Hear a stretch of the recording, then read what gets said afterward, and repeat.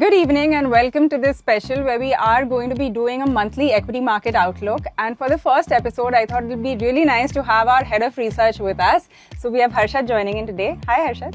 Hi, Pavitra. Thank you. So, I thought it would be nice to just kind of sum up what's been going on because these have, at least the past few months, have been action-packed, right? Whether it's on the tariff front, whether it's the news that we're getting there, on the geopolitical front.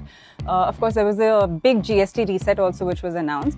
But if someone is to ask me what was the dominating theme of, let's say, September, I can't think beyond the FII selling, right? It's about 30,000 crores in a single month. If I look at it for all of 2025, it's close to 2 lakh crores, right? This is not a small number by any stretch, and that has been kind of what's affecting the market. So what do you make of this? How do you read it? Just give us your thoughts on that. Sure, I think, you're right. So on an absolute basis, clearly, this is a big number. Yeah. But now FIIs are not the only ones, who really move the markets, which was the case, I would say, 4-5 years back. So DIIs also have become big. September, yes, the number was very high. But this was after, if you look at from March to June, so FIIs were largely in the positive trajectory. And obviously in the last few months, it was negative. But it is function of not only what happened in India, it is also function of other markets, where the money flowed, right? So what we understand is money went to Brazil, money went to China, money went to Taiwan, Korea. So I think many other countries started to look attractive. It is more about relative, importance or relative what is attractive. That's what I think money has flowed. But I think the most important thing is there was a lot of support from the DIIs. We have this SIP inflow. I think if I'm not wrong, number on a CYTD basis, almost $66 billion have come from the domestic flows. That's why there's not really been a value-wise big correction. Right? Yes. Yeah. I'm glad you pointed out that, this is more a relative call. It's not a vote against India per se, but this is smart money. It is going to move. If there's a cheaper market doing better, it will move there, at least temporarily, and it can turn very quickly. But tell me one thing, if you look at the last 1 year, there has obviously been a time-wise correction. We've done nothing at all. But if you look at it on an index level, just on an index level, there hasn't been much of a value correction. I know in smaller pockets, the story is different. But what I'm trying to get at is, do you think that now there can be a value-wise correction as well? Because we've seen over a year of a time-wise correction. So I think, I see in the short run, markets moving up and down is a function of, not just the domestic factors, but also global factors. One needs to appreciate that, last year we had a lot of geopolitics issues. We had, tariff issues, which is yet to get solved. And this kind of coincided with, the earnings growth, going down in India. If you look at last 5 quarters, so we had a single digit earnings growth for Nifty 50 companies, right? And large part of it was driven by consumption going weak, particularly on the urban side. But again, if you look at, yes, markets have been flat in the last 1 year, but from the earnings point of view, I think things are slightly getting better.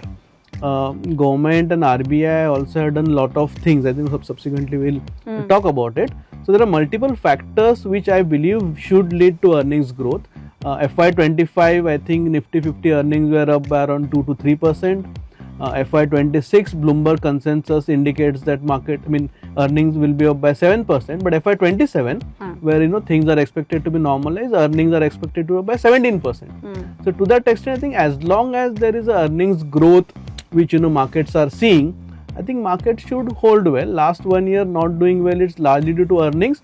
Next 1.5 year, the hope is largely again driven by earnings. Yes, the market is a slave to earnings, and ultimately that is the one thing that can kind of really push things up. But does that mean that right now you don't think that just because we've not got a value-wise correction, we won't get it? It doesn't mean that we are slated to expect that, right? So I think, again, if you look at India markets, so we had done very well in the prior period. So we had returns, markets, many stocks more than, moving up 3-4x, indices doubling.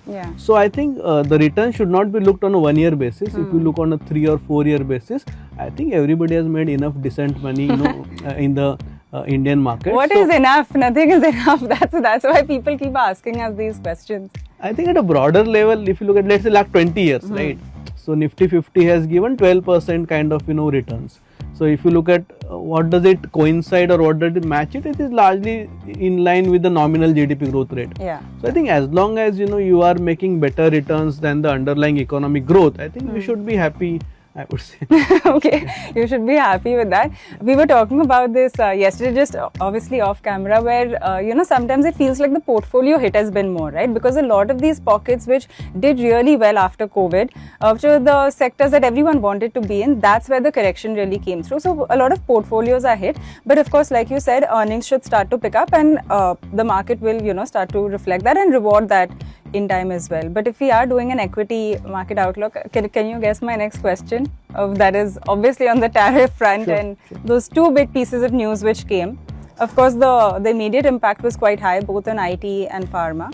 But give me your thoughts on IT first. This whole H1B thing really it upset the market. So I think from the headline level, it did impact, or it did had some near-term issues. But if you go slightly deeper in terms of numbers, so on an average, I think for the Indian IT companies, the number of employees on H1B, what I understand, is anywhere between, let's say, 2 to 3%, 2 to 4%. Yeah. So it's not a big deal from the actual impact point of view. I think it's sentiment. It's more sentiment point of view. Maybe over the next 2 to 3 years, if something more is there, things could pan out. But for the IT as a sector, I think the more important issue is in terms of spending growth, in terms of quality of projects. So what has happened in the last 2 years, the quality of projects had moved in terms of cost cutting and not really transformational projects. Yeah. While these are slightly bigger deal size, but the duration are smaller. So I think the consumer confidence or that should come back, so that we should get a better quality projects, transformational projects. There is a debate in terms of how this AI will impact or so. So yes, I think while the understanding, or while it is too early to talk about it, but yes, it will impact in terms of IT revenue growth. But I think net, what we need to see, as always, one, there is a first level impact, and then second is what's in the price, right? Now if you talk of what's in the price, all these IT companies, at least broader, I think they are trading, if I'm not wrong, at around 6 to 7% yield. Yeah. So on that perspective, I think valuations are reasonable, I would say. I think a lot of this negativity is already priced in. If you look at last 1 year, there's a decent correction which has happened. So I think one needs to see in the context of valuation. So risk reward, at least for now, looks like one needs to be cautious, maybe not really go over it, but I think one should be invested into the sector for now. Yeah. No, I mean, a lot of the blue chip companies are down, obviously without naming any specific one, but a lot of them across the board have seen 25-30% kind of a dip. So how much more do you expect, in terms of a cut? Maybe it's all priced in, like I would say there is a valuation support for now. Yeah. From the news flow point of view, I think we are past the most negative news flow. Okay. So incrementally, the story, according to me, is more about normalization. The only question is whether it could take 2 quarters or 3 quarters. We don't know. Okay. Before that, the tariff issue needs to be resolved. It's not only just India, which is negotiating on the tariff. There are many other countries which are negotiating on the tariff. So I think it's more wait and watch kind of thing. But from the price point of view, I don't think there is too much of incremental negative which could follow through. Okay, that's good to hear. The other piece of news, which came through on the tariff front was obviously on pharma. There also, I know what initially we heard and then what finally came through was not as bad as really feared, right? Yes, in terms of the clarifications. I know healthcare has been a big positive for us across our portfolios, right? Yes. Financials and healthcare. Yeah. Does this change anything for you? Not really. So see, while yes, as you said, we had taken a contra call on pharma a year and a half, 2 years back. The last month's news flow, so it was more on the branded generic. Yeah. So if you look at the India pharma, portfolio, so there again a large part of it is mainly generic, what we supply. And if I'm not wrong, after the initial tweet or after the initial news flow, nothing material has been actually happened till now. So it is more about sentiment, and also one needs to understand that in terms of cost of production, in terms of dependence, it's not really easy to move it overnight or even a 2 to 3 year period. Yeah. and if you try to put tariff, then eventually it will hurt the consumer, of that country. So from that perspective, we continue to, remain positive on the pharma. See, stocks have corrected. Now valuations are very much reasonable. So if you look at our own, holdings, so we are more playing through CDMO names, domestic names. Yeah. No, so I mean that's good to hear that on both of these there has been a correction that has come through, which could actually help when you're looking to buy, and it doesn't change anything materially, at least for now. Harshad, this month is also September 22nd was when the GST rates kicked in, right? The new GST rates, which everyone was looking forward to, coincided perfectly with the festive season as was planned. And we have started getting the first sales numbers from a lot of these companies. I was looking at some of the auto ones as well. It's looking quite good. Yes. But of course, there are deferred purchases as well. Just tell me, in terms of, like we were saying, market is a slave to earnings. When do you see earnings realistically picking up? Is it this quarter, next quarter? I know you don't have a crystal ball, but I'm hoping that you have a little bit more of a crystal ball than me. Sure. I think particularly this event, one needs to dwell more on the timelines.